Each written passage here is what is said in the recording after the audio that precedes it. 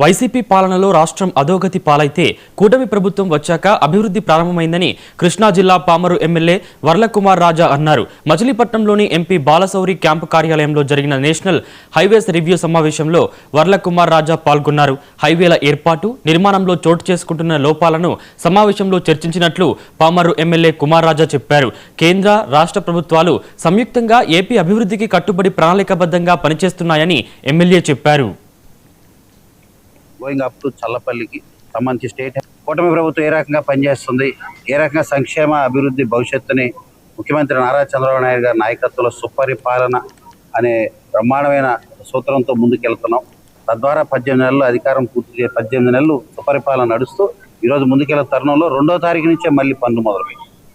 NHI national highways ఏదైతే కృష్ణా జిల్లా పరిధిలో ఏ రకంగా మొత్తం కూడా శరవేగంగా పనులు సాగుతున్నాయి. ఇటు NH65 అటు 165 తద్వారా పామర్ సెంటర్ నుంచి గోయింగ్ అప్ టు చల్లపల్లికి సంబంధించి స్టేట్ హైవేని దాన్ని అడాప్ట్ చేసుకుని NHలోకి మార్చడానికి రిక్విజేషన్స్ నడిచినాయి. అన్ని కూడా డిస్కషన్స్ ఉన్నాయి. వాళ్ళు కూడా డిస్కస్ చేసి త్వరలోనే దాన్ని కూడా ప్రణాళికలు సిద్ధం చేస్తామని చెప్పారు.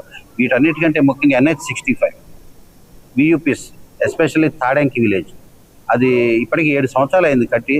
ఇప్పటి వరకు కూడా దాదాపుగా 6 నెలలు 7 నెలలు సంవత్సరంలో ఎప్పుడు నీళ్ళలో మగ్గుతూనే ఉంటుంది ఆ VUP వెహికల్ అండర్ పాస్.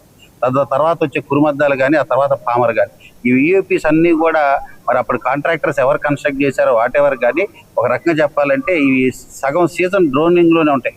ఎప్పుడు వాటర్ డ్రోనింగ్ సమస్య, ఈ నీళ్లు ఉండిపోవడంతో రోడ్లు పాడైపోయి వెహికల్ అండర్ పాస్లు చాలా ఇబ్బందులు అయ్యాయి.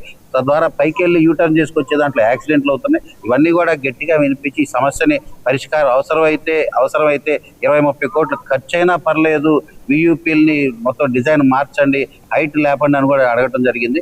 బ్లాక్ సిస్టమ్ మీద చెప్పి రోడ్లు పాడు కాకుండా చూస్తామని రీజనల్ డైరెక్టర్ గారు చెప్పారు.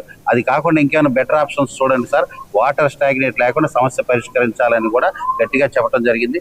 కూటమి ప్రభుత్వం ఏ రకంగా పనిచేస్తుంది, ఏ రకంగా సంక్షేమ అభివృద్ధి భవిష్యత్తుని ముఖ్యమంత్రి నారా చంద్రబాబు